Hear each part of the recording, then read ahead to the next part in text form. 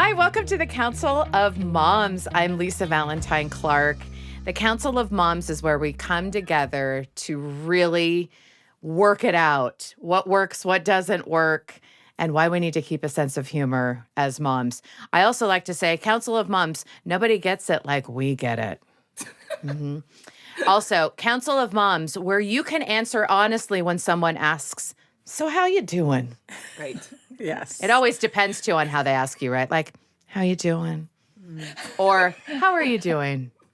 It totally changes it. We get it. Yes. We get it. We get it. And Yes. finally, the Council of Moms, made with real moms. And here are some real moms. Again, I'm Lisa Valentine Clark. I am the mother of 5, one who's at home. I feel like my stage of mothering right now is that I'm really practicing how to let go again and again and again as I parent adult kids, whatever that means. I feel like it's a lot of food and a lot of expressing of love. I know that there's something else in there, but I'm trying to figure it out. Non-judgment. Yeah, not judgment. Oh, here we go. I love, yes. And just like practicing my resting face of like, oh, interesting.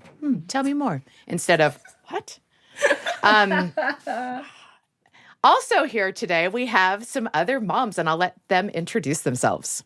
Awesome. My name is Cree Taylor. I am also a mom of 5. I had a baby on April 12th. So Congratulations. we're in the same phase of life. Thank you. In the same phase of life as Lisa, in that I only have one child at home because the others are at school and daycare. Funny. But my brain is not fully functioning, but my kids range in ages. Well, summer, I'm a teacher, so all of my children have summer birthdays. So summer hits and all their birthdays transition. So it's ages 10 to a newborn. And my brain is not, it takes a minute for it to turn on. So for me to introduce myself first today was high pressure, but I'm doing it. You're doing a great job, by the way. Thank You're you doing so a great much. job. And I'm actively listening to make sure she stays asleep while we are recording this podcast. But I'm grateful to be here. I love to talk about mothering and even with my teaching career, how they just kind of talk to each other. So this will be a good conversation for me. I love it. Thanks, Cree. So good. I'm Amy Hackworth. I'm a mother to 3 boys, 2 semi-adults, I think we call them. I think so. and an 11-year-old still at home. So I'm in the stage of life where I just really want to hold a baby, Cree. So let me know. Right? How can we get our hands on that baby? Right. Yeah. 3 a.m. 3 a.m. 3 a.m. Yeah, That's a good time. That's the opening. Okay, sounds great. I'll be there. I love that for you. Yeah, just figuring out these different stages. I can super relate to Lisa. I feel like I have one foot in my previous life, maybe as an over-parenting parent, and one foot in my support and accept role, which I'm really working on. And I go back and forth, right? Sometimes I have both feet in either of those places. Yeah. Nobody's going to tell you what to do. Yeah, I like that. Mm-hmm. I love it. Yeah. Hello, everyone. I'm Michelle Loveday. I'm an educator of 23 years. So like Cree, I feel like I think the benefit of balancing child development has kind of helped my parenting and also crippled it. I don't know what's better. I know too much. I see too much. And so my kids are in trouble before it even happens. So that's not good amazing. for them. And I'm a mother. I say to 5 to 6 kids, because in the middle of the parenting, we had a young girl come into our lives when she was in 7th grade. And so we have semi-adopted her into our family. So we have 6 children. And my daughters would always want me to say, you have 6 kids. And I do. I love them all. I'm in the weird stage where I have adult children. So the older 4 are out of the house and living on their own. And so I'm practicing non-judgment. And I told you so's have to be stuffed down. So that's not good advice to give them. Don't say that. That's why we do it here. Yeah. That's why we do it here on the So Council I'm of hearing Moms. that. And the older four, they're living their life. They're great, 25, 24. They're 16 months apart, and 23. So those four are out. The twins were involved with all that. And, I'm a bonus mom, but I got those kids when they were 4, 4, and 5. So I'm not a bonus mom in my eyes and how I've raised them from my heart. And then 2 from my womb are still at home, and they are 16 and 12. And that's a fun time because they're teenagers experiencing hormones, and I'm in perimenopause. So Beautiful tornado. it's a great emotion. landscape of beauty and communication. You're getting a lot of practice at communicating and feeling. Lots And of I'm feelings. proud of you. Thank you. All these feelings. I'm here. I'm here for it. And that's where I'm at. But I love the kids, and yes. Yeah. And I am loving where Cree is. I'm like, oh, good for her. Yeah. Good. She's got the little ones. It's so good though to Way to go. get together and be able to appreciate the different stages, because it reminds you of things that you know that you kind of forgot or haven't talked Yes. about, and then you kind of look ahead to and you start thinking about it when you're. So this is why I'm a real proponent of having friends that are in different stages of life, have different life Absolutely. experiences and different ages. Absolutely. I just think it's like a superpower, and that's why we always talk about this when I think about Council of Moms, about I benefit from that so much, and I think we all do. It's like that community. Yeah. But I love what Michelle said. The Council of Moms, we know too much. I feel like you hit the nail on the head there. Yeah. Well, I'm so glad that you're here. We get questions from listeners, and I love it because I just think, what are people talking about? What are we not talking about enough? So here it is today. Hey, moms, now that all the back to school chaos is over, I am dreading what happens in the next few weeks. My kids start out the school year energized, but it's downhill from there. The novelty is going to wear off, and the disorganization is going to settle in. And by the time we get to Christmas break, my kids will be resisting all things school and homework. Boy, isn't that a pattern? Yeah. And this is different for each of my kids. One of them's really good at managing herself until she misses one assignment. And then once the streak is broken, she just struggles until the end of the term. But another kid, I have to pull teeth to do homework from day one until by the end of the year, these are turning into huge conflicts all of the time because we're just both exhausted. Yeah. At which point, I think back to September and wish we had done something differently. What can I do? Okay, so here's the real focus of this dilemma.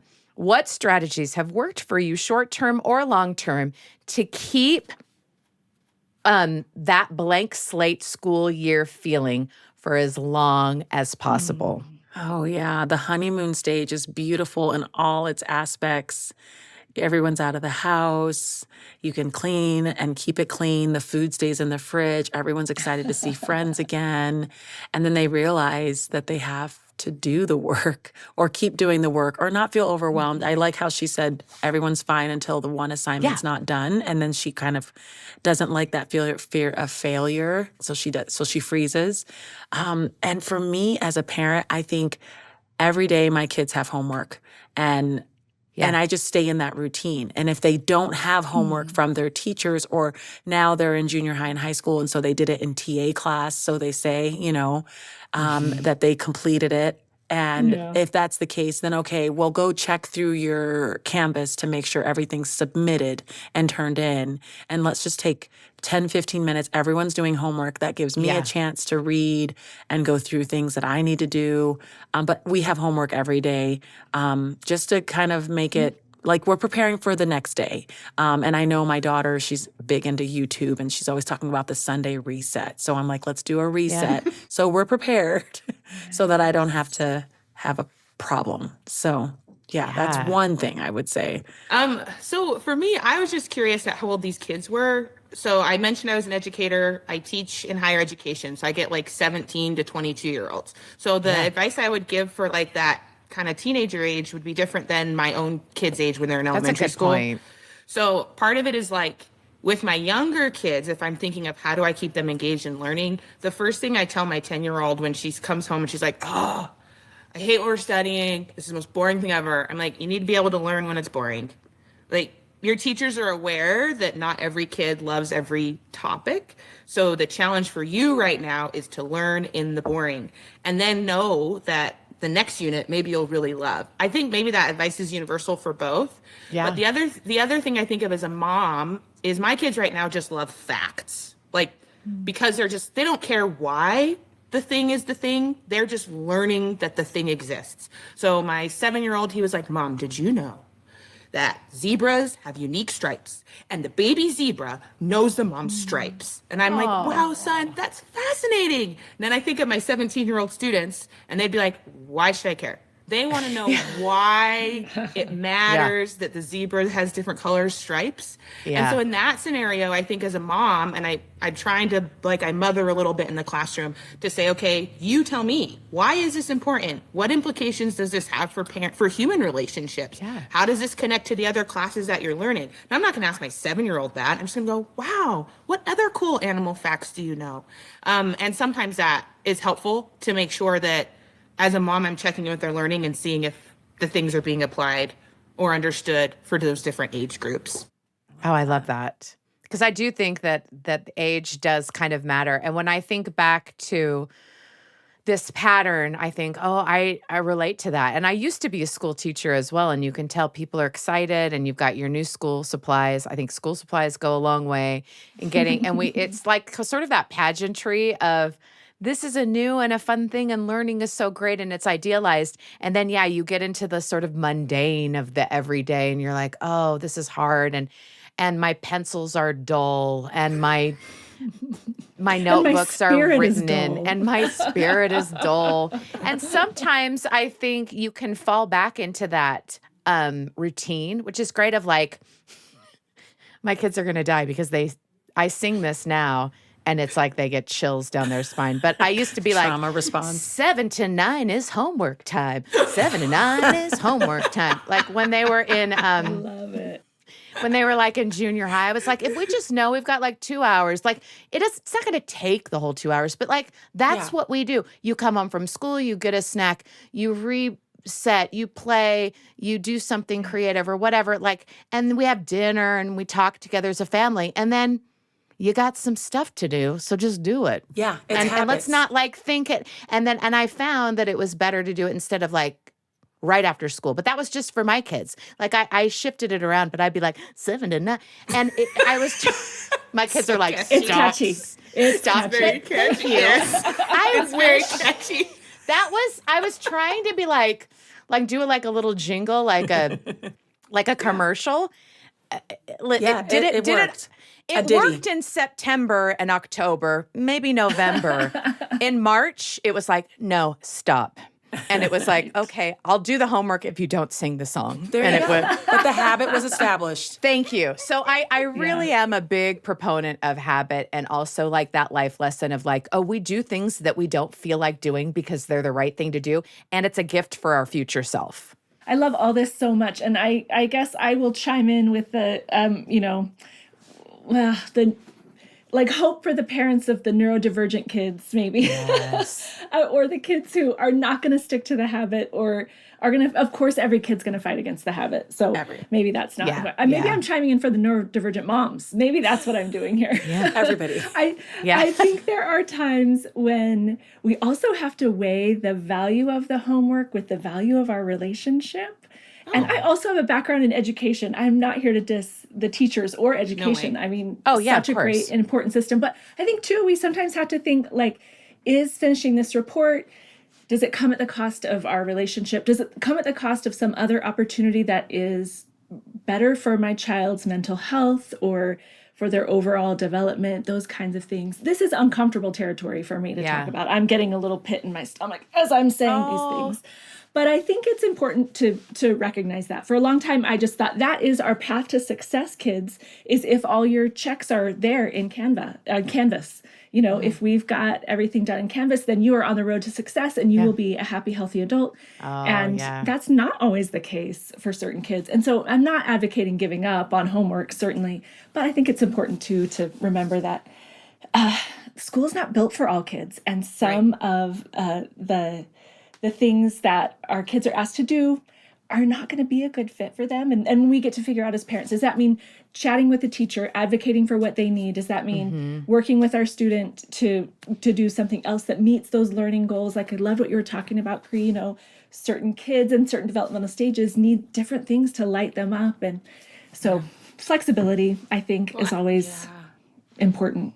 Yeah, Amy, with what you were saying, it just kind of reminded me of this concept of triage. Like there are some points during the school year where it's not maybe worth the fight to push the homework, or my kids have to come home and read these boring books and they like reading exciting books. And so this idea of like, is it worth the relationship to force them to do this thing? Is that worth the sacrifice? And then sometimes you're like, yeah, like we got to get this done. We're going to push through. You can do challenging things. And other times you're like, today was a rough day. They're obviously, you know, maybe they got picked on at school. Maybe they're just not feeling very confident. And now mom's also berating them.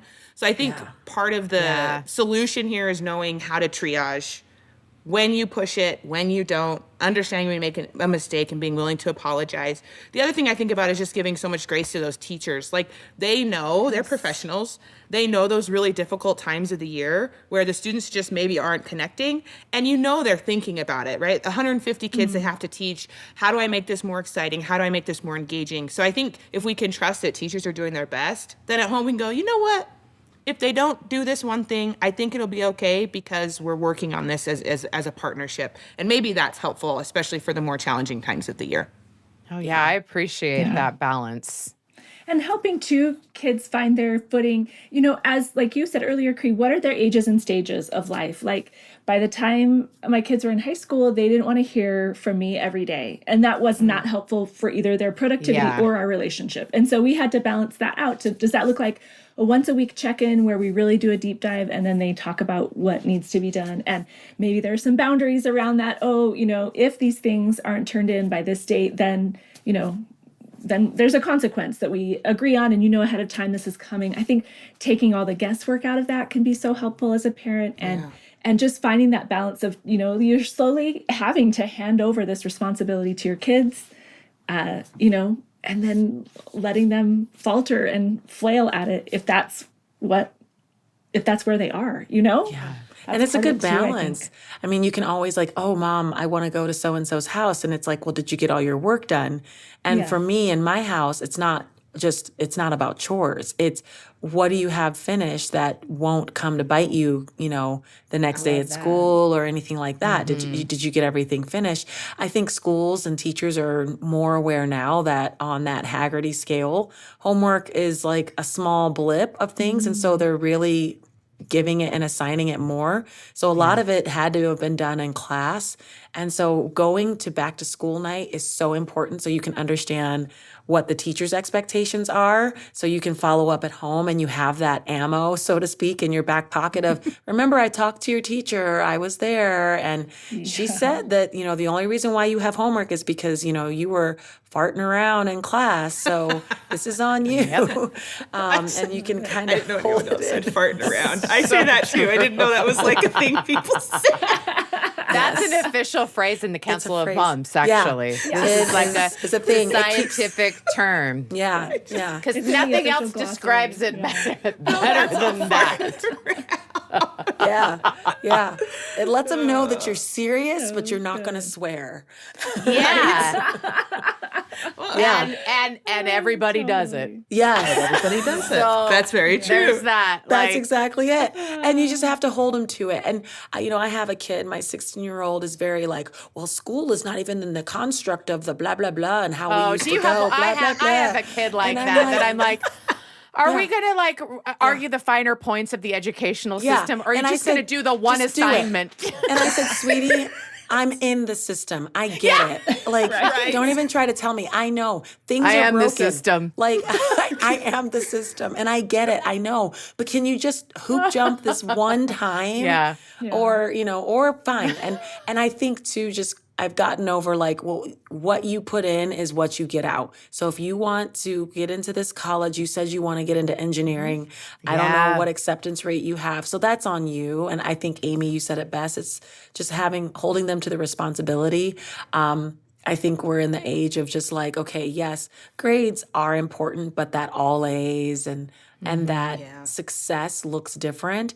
And I'm a learner. So for my kid to not want to jump through hoops is weird. Right. And so I Yeah, had to kind of exactly. adjust because they're not me. And just say, you know what?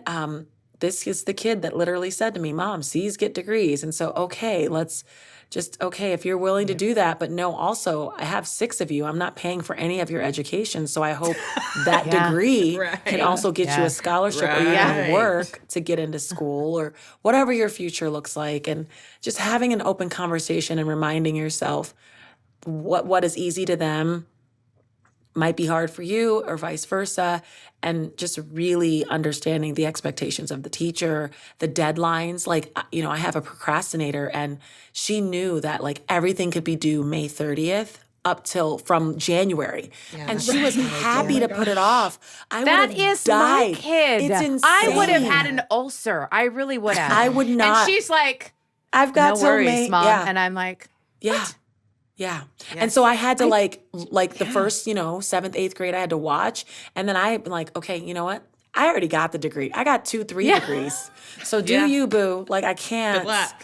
Good luck. And let me know how that works out because my basin is unavailable after a certain age, But you're also there yes. when they're like, hey, Mom, I know you're really good at X, Y, or Z. I know you're trying not Yes. to procrastinate. And you're like, call to me. Ask Yes. me Yeah. for help. Yeah. Please. Well, and I've been yeah. waiting and biting Yeah. my nails and just saying like, just please ask me this whole time. So I I've think there's been also waiting. that where you can like relieve, Totally. like wash your hands and go take it.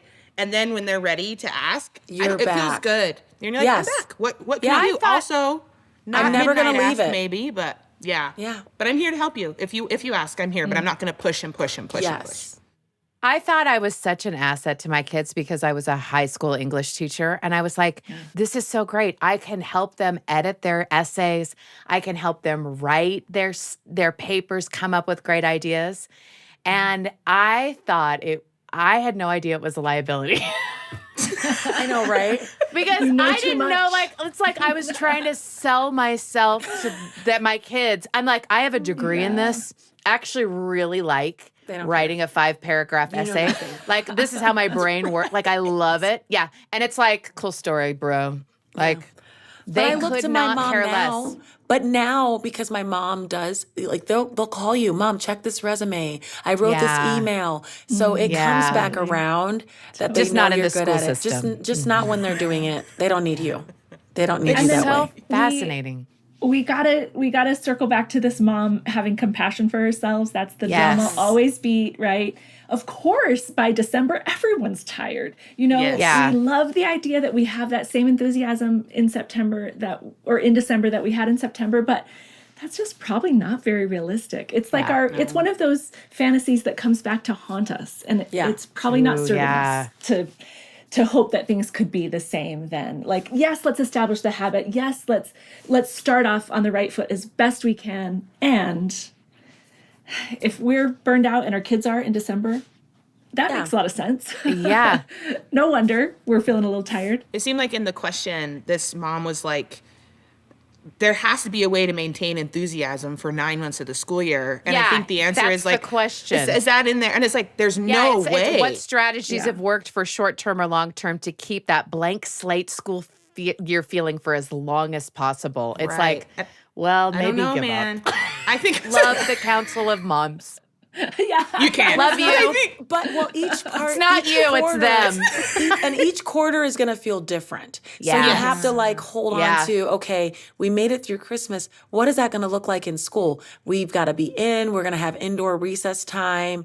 What are you excited about? Finding what they like in that period because it's going that's to a feel good different, point. right? And so when you have younger kids, it's always oh, you're going to have indoor recess. So what does this look like? What do you get to do? How can you handle it? And, as they get older, they have a different quarter, different teachers. So it's like, you can just, what are your new round of teachers going to look like? And what class excites you? So just trying to find that joy in each day. The blank slate is not so much, but the habits are there, the compassion for yourself are there, and just the values you put into your family of what's important. Right.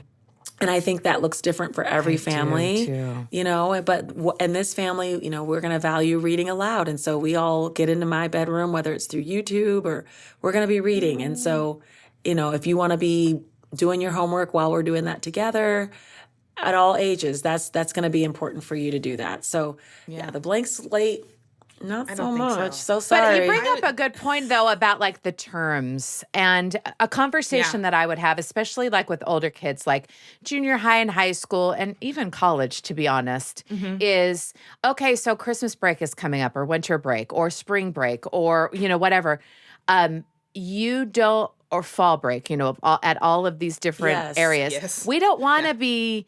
We want this to be a break. We don't want to be worrying about assignments and having something hanging over. So when do you need to get stuff done so that you can really get a true break? Because everyone needs a break from the regular, so that it feels fresh. If you're always just scrambling during the break, during the routine, then you just always feel like, was sort of worked up. But if you are allowing yourself to be like, I worked hard and now I'm going to take a break and it's going to feel different, that can help keep that feeling of excitement. Yes. Oh, I'm ready to start again. Yes. Yeah. Like it's Yeah, called I a think break that's it. for a reason. It's not your winter catch-up time. It's not your spring catch-up time. Like let's make sure that I think I've said this before, but I love the phrase of we're going to thank our past self for taking care of future me. Like we're going to do that. Love So it. when the break comes, if it's winter break, it's spring break, we're going, thank you so much, me of September, for having so much even as a mom too, not just as a student, for having so much enthusiasm. I helped my kids get these really good habits. I helped them stay on top of their work, and now we get a break. Like that's so wonderful. And I think time that as a if you're family following those, it helps. Yeah. You know what I started, and I think, it's a good life skill. And the one thing that I started during COVID that now has transitioned into like this routine, my child, I'm trying to think, was in 5th or 6th grade during COVID. And there was a lot of paperwork after they got back. I don't know what happened with the transition of being on the Chromebook Just really during wanted that paper time. back. They just got paper, and there was a lot of paper. And I remember I, for some reason, held on to that paper because I wasn't sure what was due. And this child always would be like, oh, I turned it in, but like really didn't. And so I was keeping it just in case she really turned it in and then needed it.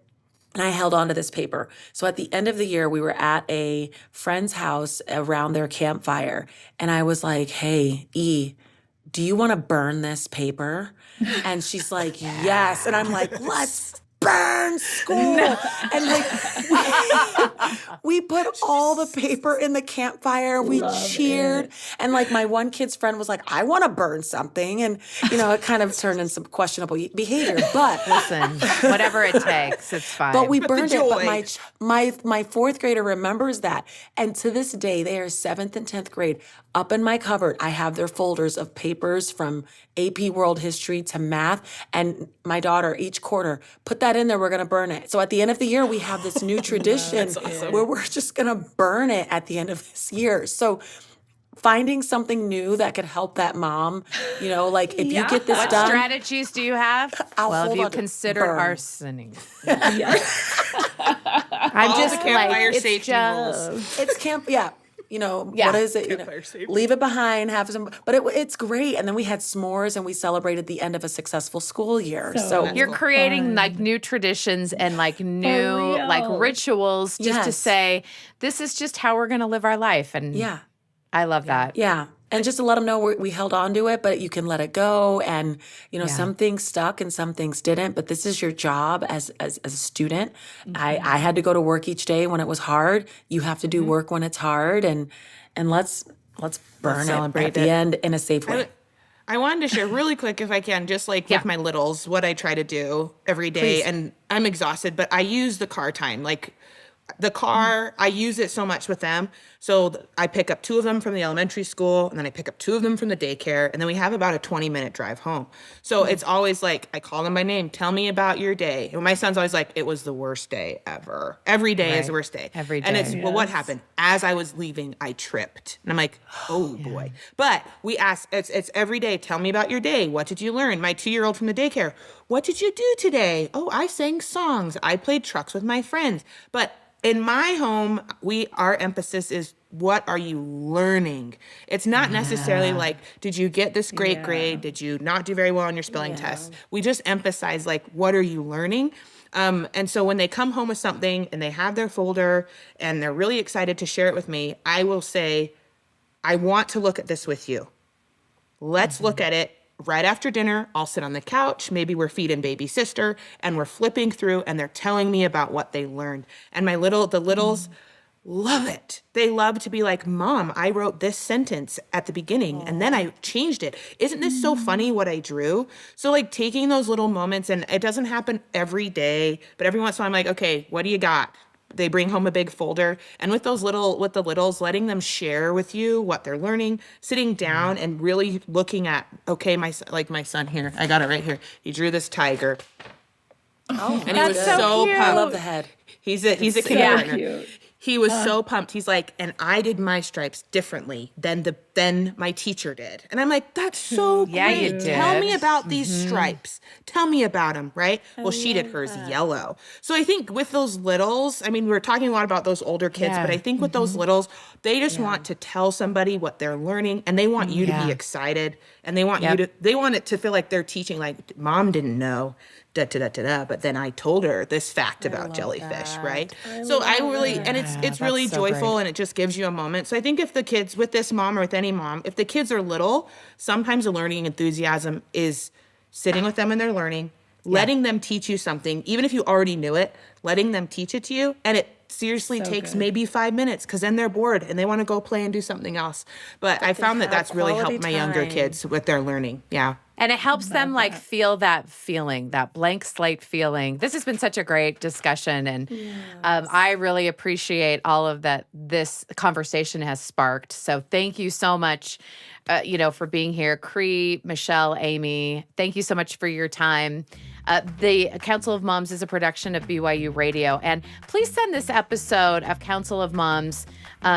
Help us spread the love so that nobody has to do this alone. Who's just like sitting, door dashing things to themselves, without seeing the outdoor light. Now, even if you see other people, if you listen to this and you thought, yeah, but they didn't talk about this point, hey, send us a message, because this is how this works. Your questions really help to keep us real and help to keep Council of Moms relevant. So, and we will see you next time on the Council of Moms.